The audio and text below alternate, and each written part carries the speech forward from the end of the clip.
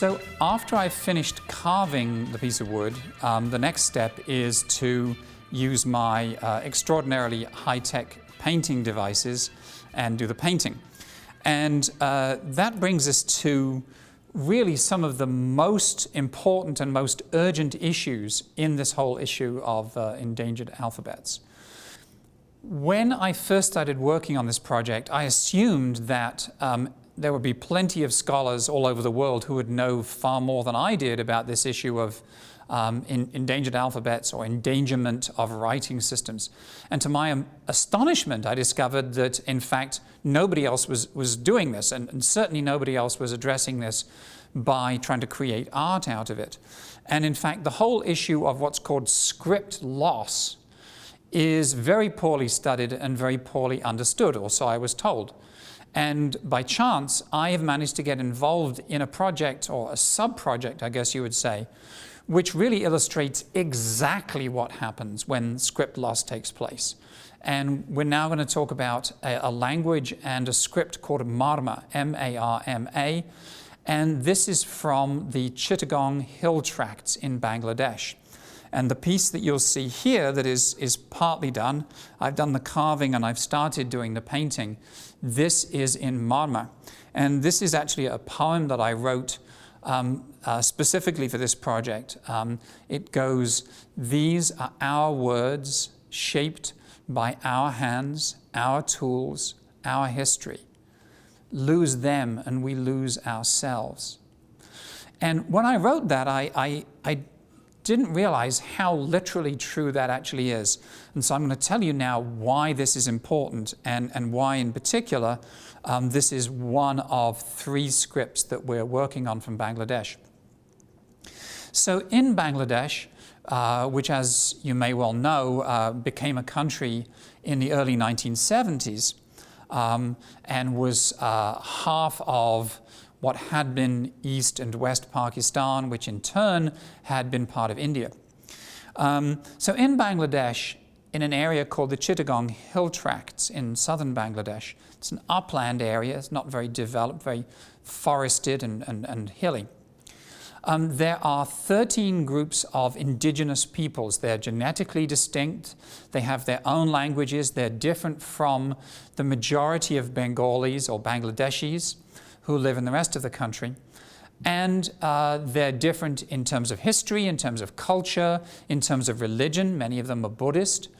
And they are frankly undergoing what at its most polite could be called a kind of cultural erosion at the hands of the Bangladesh government and the army and the police. They are in the same situation as many of the Aborigines in Australia were up until very recently, or as Native Americans of various tribes were in the United States up until relatively recently. In other words, when they go to school, they're forbidden to speak their own language. They're really denied their own cultural identity.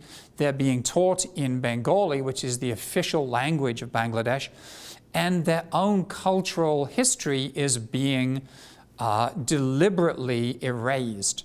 In some cases, the army is going in and actually burning down villages and destroying schools. One of the peoples there, one of the groups is called the Chakma people.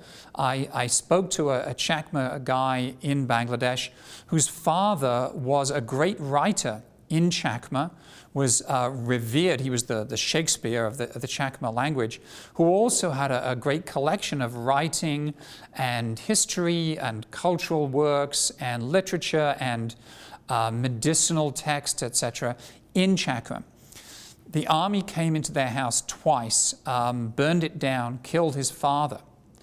And all of those documents were destroyed. And so he grew up not only having no access to any of those documents which were gone, but also not being able to read and write Chakma. So even the documents that did survive in Chakma were now lost to him.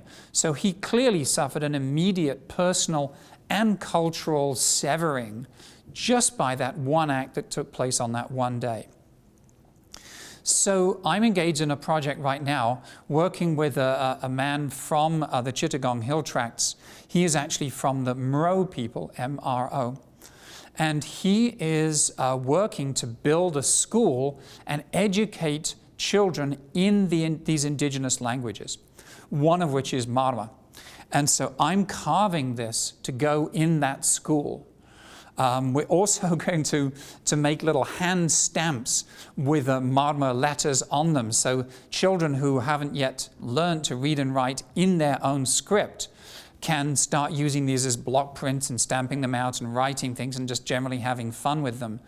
So we're in this position now where instead of simply drawing attention to the fact that scripts are being endangered, along with languages as well, we're actually trying to reverse that tide. In fact, this Mro man, whose name is Mong, is trying to print the first textbooks, school books, for elementary school-age children in these indigenous languages. So the kids can actually go to school and learn in their own language. And if this is successful, and if the tide of erosion can turn, this could be a model for a number of countries elsewhere in the world where there is a one language policy, but in fact you have multiple indigenous groups with their own languages and their own scripts.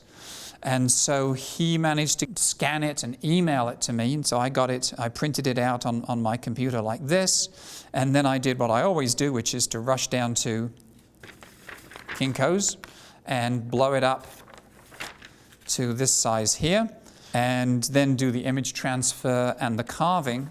And so now we're in the situation where we have a board that is carved, and I'm in the process of painting it. This will be the second of the Chittagong Hill Tract scripts that I've done. I've already done the Chakma one, and that's already been delivered. And as soon as this is finished, then I'm going to do Mro.